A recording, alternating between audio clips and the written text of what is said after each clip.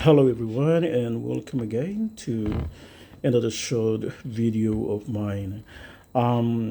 Today I will just explain a little bit about the report by the UN Special Advisor on Genocide, especially her report on the human rights situation in West Papua, which was presented on the 5th of July in Geneva, Switzerland. So on the 4th of I think on the 4th of July 2023, the UN Special Advisor to the Secretary General on the Prevention of Genocide, Ms. Alice Wairimu, in her opening remarks during the 22nd meeting of the 53rd regular session of the Human Rights Council in Geneva, Switzerland, expressed a concern regarding human rights situation in West Papua. So she highlighted the harassment, arbitrary arrest, and detention of Papuans, which had led to appropriation of customary land and in West Papua. So I was just reading through it, and I didn't. I saw there was a reply or response from the Indonesian government. So I'm just going to read the response from the Indonesian government, and then later let's explain why I do not agree with the response from the Indonesian government. So I'm just going to read the part where I felt that we need to debate a little bit about it. So there is this response from the Indonesian government. The government is fully committed to overcoming the challenges of violence in West Papua by promoting development, security, and stability of all Papuans. So they're saying the government is committed to overcoming challenges of armed violence in West Papua. So when they talk about armed violence, like what sort of violence is it? They did not specify further. For as far as we all know, currently in West Papua there is a liberation war between the West Papua National Liberation Army and the Indonesian military and police. So they failed to mention that in their presentation, in their response, that there is a currently in West Papua there is a liberation war going on between the West Papua National Liberation Army and the Indonesian military and police. So this is the part where we need to mention to clarify that further, so that the international community is aware of what's actually happening in West Papua. So she goes on to say Indonesia echoes with others that have condemned genocide. However, on this occasion, we would like to raise our strongest objection to the issue raised earlier by the special advisor on Papua. The issue that the special advisor brought to this August forum today is relevance to the situation of human rights in Indonesia. We had no bearing on the reports she presented, nor her mandates. We are apprehensive about her objectiveness in assessing these issues. So they still do not agree with the report that is presented by the special UN advisor on prevention of genocide. Although there were lots of evidence that have been presented to UN, Indonesia still don't agree with that. So the only way that we could see now is if Indonesia still believes that they're right, they haven't committed any crimes against humanity in West Papua. So why don't Indonesia open the access for United Nations officials to visit West Papua? That is the question. So they kept on objecting that there is no human rights violence in West Papua. So we might then ask Indonesia why since 2014 they haven't opened the access for UN special rapporteur or UN officials to visit West Papua. So I'm just going to read their response again. The Indonesian government is fully committed in addressing the current challenges in West Papua through accelerating development, humanitarian assistance, and ensuring security and stability. So when you talk about accelerating development in West Papua, the people of West Papua, in many of their response and statement and through rallies and demonstrations, they've clearly stated to the Indonesian government that they do not need any acceleration of development in West Papua.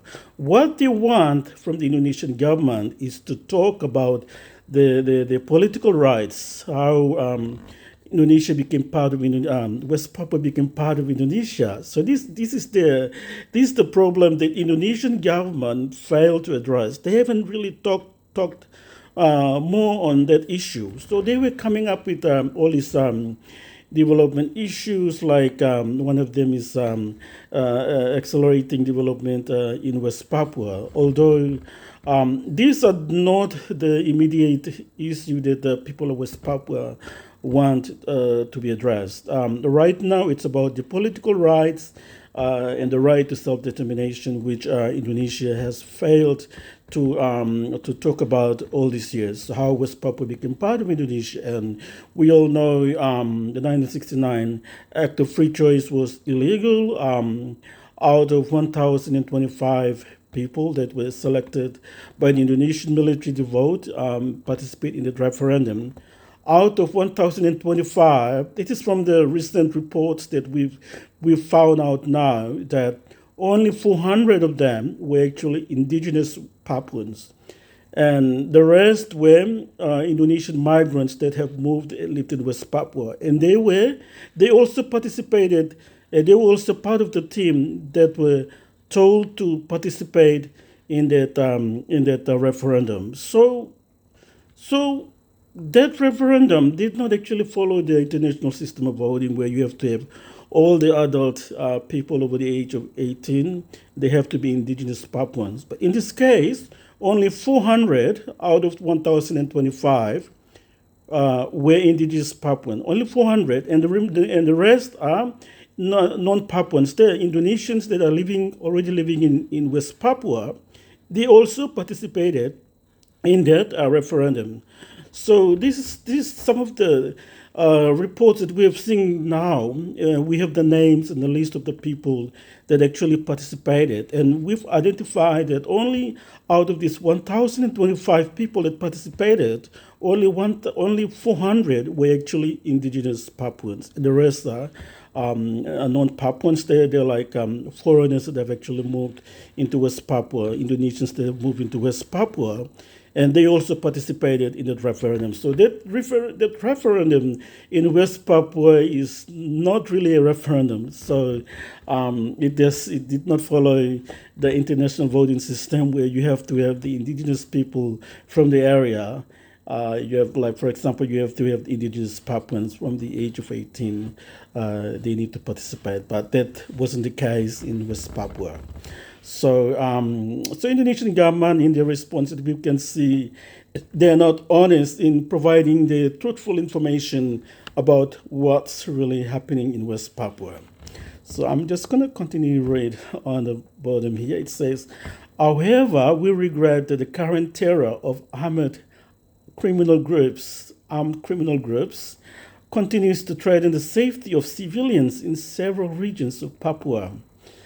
So as duty bearer, the government has to safeguard the safety and security of its citizens, including protection against acts of terrorism perpetrated by criminals. Obviously, the subject is far from our discussion today.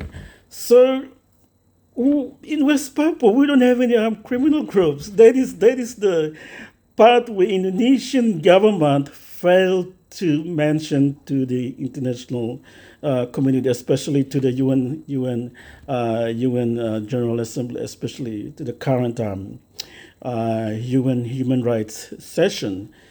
There is no armed criminal groups in West Papua. In West Papua, we have the West Papuan National Liberation Army, who are the rightful owners of the land of West Papua, and they're defending their right from aliens, illegal occupiers, the Indonesian military and police, who continue to come in and harass and threaten the lives of the indigenous people of West Papua. And DPNPB, or the West Papua National Liberation Army, has the mandate under the constitution of OPM they are mandated to protect and defend the territory of West Papua. So they are not armed criminal groups as described by the Indonesian government in the response to the UN human rights session in Geneva. So you can see that they're not giving the right or correct information to the international community. So we need to correct this part. So in reality, the people of the West Papua National Liberation Army, they're only fighting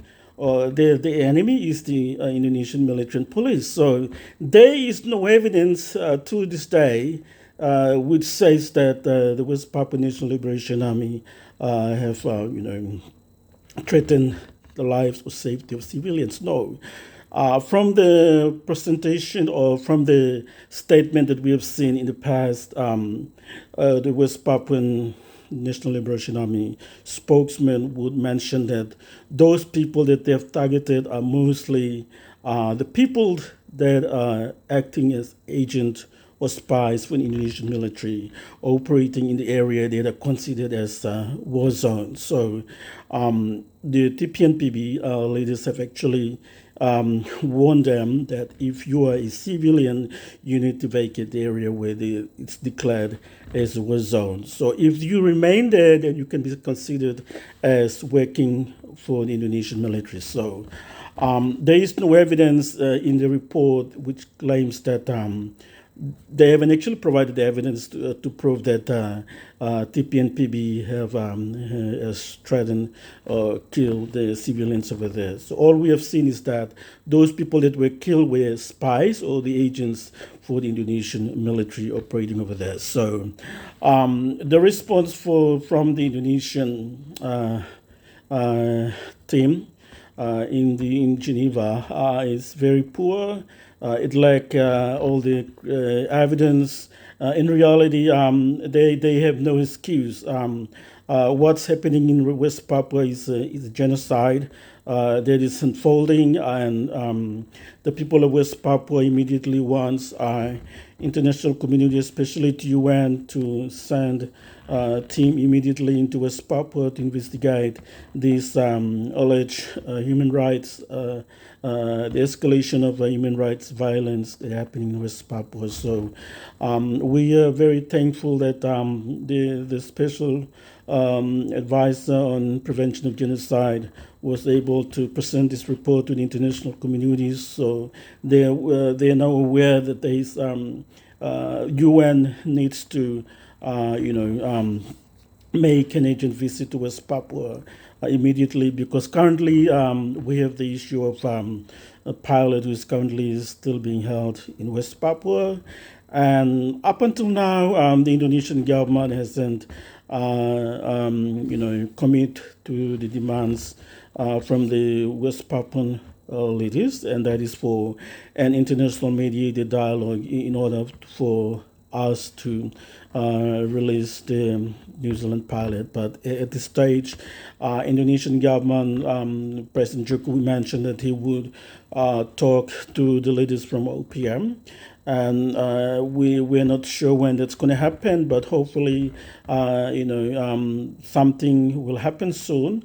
We need to have the pilot released immediately, but this is on the condition that the Indonesian government will open themselves towards a meaningful and dialogue, external dialogue, which can be mediated by a neutral third party. So we're hoping that will happen soon. So yeah, I was just reading this the special report from the UN Special Advisor on Genocide, and this is concerning the human rights situation in West Papua.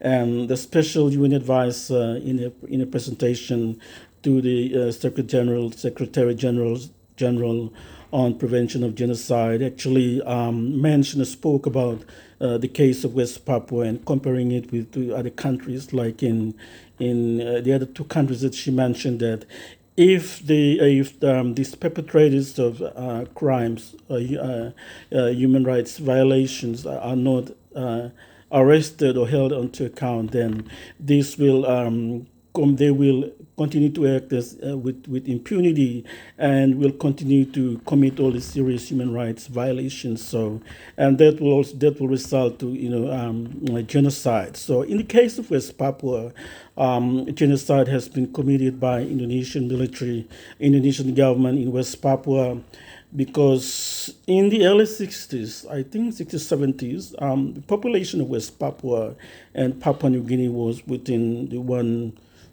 million plus range.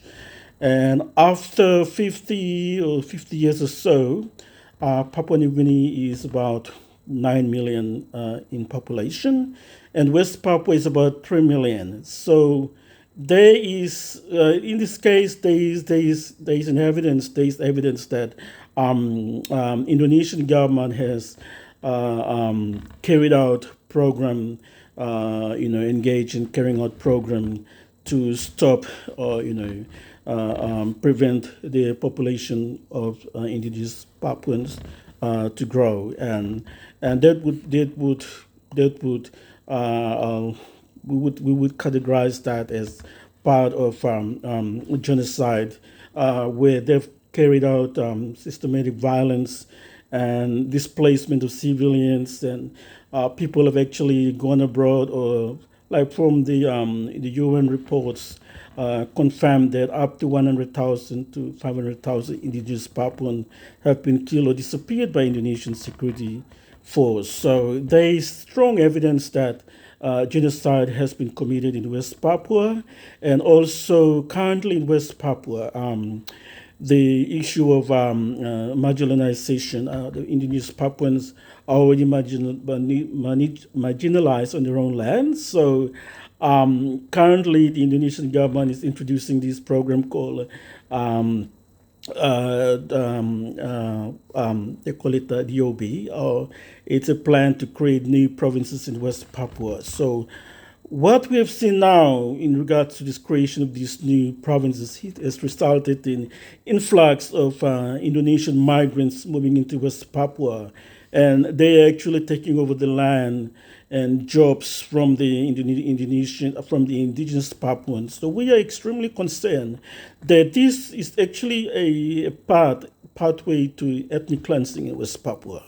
So the report by the UN Special Advice on Genocide, we are thankful that this report is mentioned now at UN, and Indonesian government cannot lie, cannot deny. And if the UN want to confirm that, they need to come to West Papua and speak to our leaders, because we know exactly what is happening to our people right now in West Papua. So Indonesian government cannot deny, cannot hide. What is happening in West Papua is a sad situation of genocide, systematic genocide, which have gone for over 50 years, and international community now is aware of what's really happening over there. So thank you very much. This is exactly something that I would like to just mention or add on to what I've read, and hopefully the UN people over there, especially in Geneva, would take into consideration what I've just mentioned. So thank you, and God bless.